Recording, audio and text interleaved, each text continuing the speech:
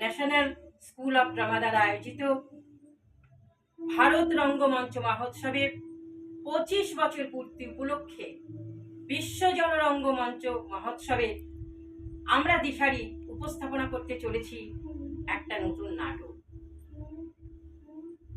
আজ 15ই ফেব্রুয়ারি আমাদের এই নাটকের বাংলা রূপান্তর করেছেন দিশারির গুরু মাননীয় শ্রী কমল পাল।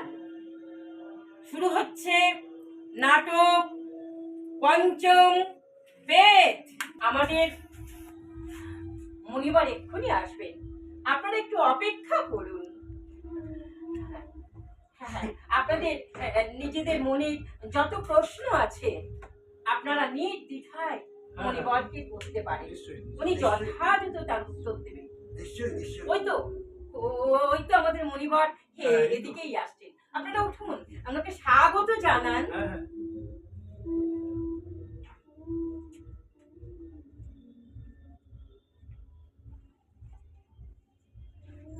প্রণাম গ্রহণ করুন মনিবর।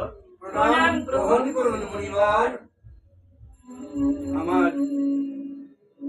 আমার স্নেহ বর্ষিত হোক আপনাদের সকলের উপর। আপনারা আসন গ্রহণ করুন। আপনারা আমি মাতাকে চিনলাম না। ইনি মহর্ষি যাজ্ঞবল্ক্যর স্ত্রী মাতা মৈত্রেয়ী দেবী মনিবর। মাতা মৈত্রেয়ী, প্রণাম মাতো। প্রণাম।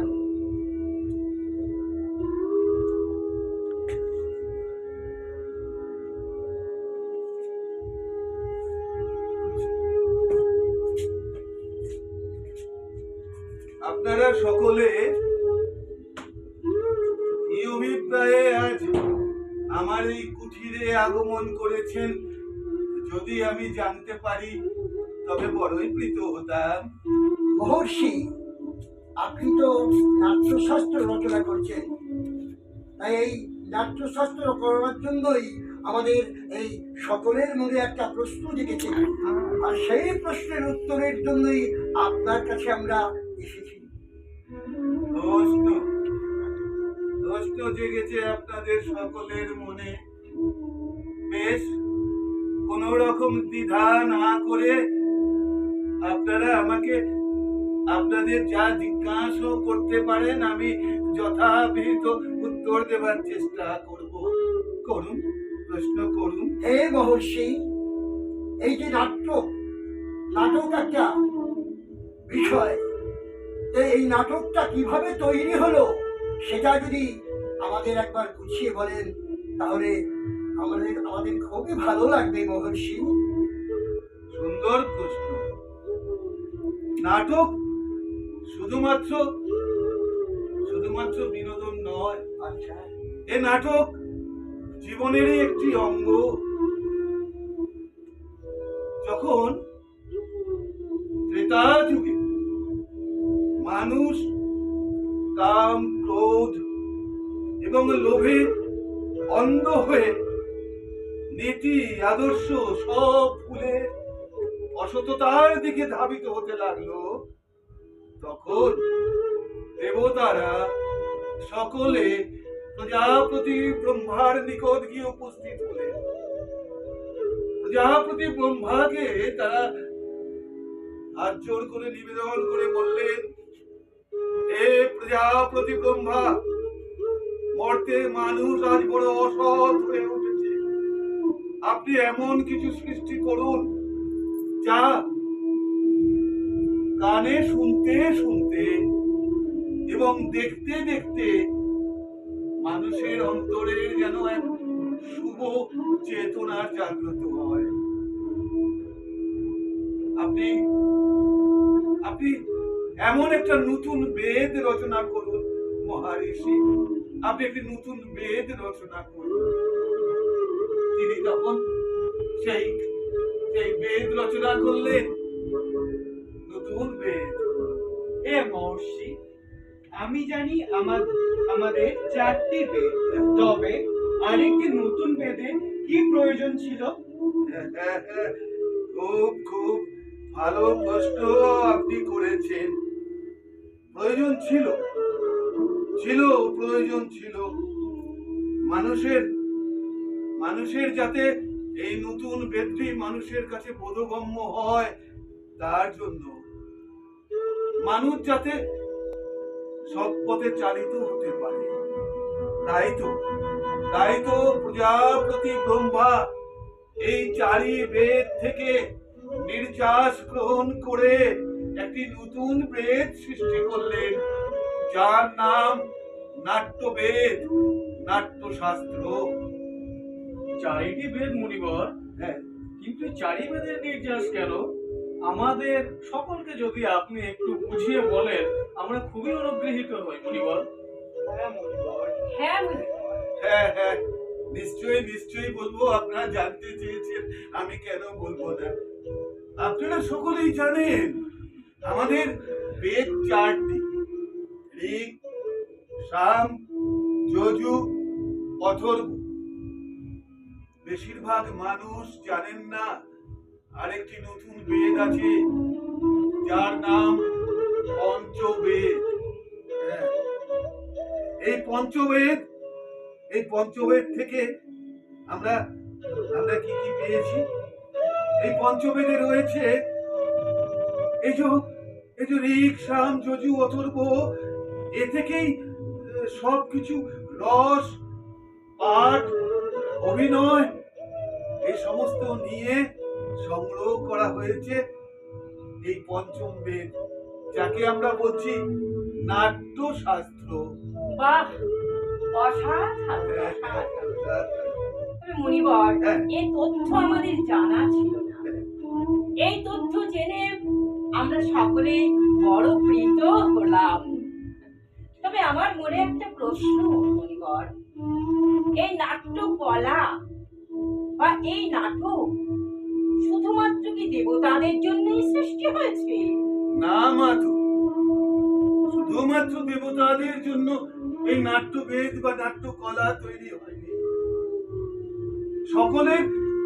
সকলের মঙ্গলের জন্য এই বেদ, এই নাট্যকলা তৈরি করা হয়েছে। মুনিবর, আমি তো দিব্য চক্ষে দেখতে পাচ্ছি নাটক হলো একটা গুরুত্বপূর্ণ বিষয়, কিন্তু মুনিবর, এটাকে এই সমাজ কেন গুরুত্ব দেয় না? কেন এই নাট্যশিল্পকে সম্মান দেয় না? হ্যাঁ, আপনার এই কথার যথার্থতা আছে। দেখুন, যারা নাট্যশিল্পী বা অন্যান্য শিল্পের সঙ্গে জড়িত, তারা কেউ নীতি নির্ধারক নয়, তারা শুধুমাত্র শিল্পী। কিন্তু এই শিল্পীদের মনে রাখতে হবে, যারা নীতি নির্ধারক, তাদেরকে বারবার বোঝাতে হবে যে এই নাট্যশিল্পই পারে পৃথিবীকে সুখ এবং শান্তির পৃথিবীতে পরিণত করতে। তবেই আমাদের পৃথিবীটা সুন্দর একটা পৃথিবী হবে। হ্যাঁ মুনিবর, শিল্পীরা যদি সমাজে সম্মান না পায়, তবে কি তাহলে মুনিবর এই সমাজ? হ্যাঁ, আমি বুঝেছি আপনি বলতে চেয়েছেন এই সমাজ পশু সমাজে পরিণত হবে, তাই তো? ঠিক মুনিবর। ঠিক বলেছেন। যদি সত্যি এই নাট্যশিল্পীদের যথার্থ সম্মান দেওয়া না হয়, তাদের যদি গুরুত্ব দেওয়া না হয়, তাদের যদি সহায়তা না দেওয়া হয়, তাহলে একদিন এই সমাজ পশু সমাজে পরিণত হবে। কিন্তু জানেন, আমার মনে বড় আশা, দেখবেন আজ কিংবা ভবিষ্যতে একদিন না একদিন মানুষ এই নাট্যশিল্পকে, এই পঞ্চম বেদকে ঠিক গ্রহণ করবে। হ্যাঁ, আমি জানি, আমি আমার নাট্যশাস্ত্রে আমি সে কথাই লিখে রেখেছি। তাই তো আমার এই নাট্যশাস্ত্রকে আমি পঞ্চম বেদ নামে অভিহিত করেছি। জয় হোক পঞ্চম বেদের, জয় হোক পঞ্চম বেদের, জয় হোক, জয় হোক, জয় হোক। ভারত মুনি জয় হোক, ভারত মুনি জয় হোক, ভারত মুনি জয় হোক, জয় হোক পঞ্চম বেদের, জয় হোক পঞ্চম বেদের, জয় হোক পঞ্চম বেদের, জয় হোক এই দেশে, কল্যাণ হোক সকলের, অধর্মের বিনাশ হোক, সত্যের হোক জয়।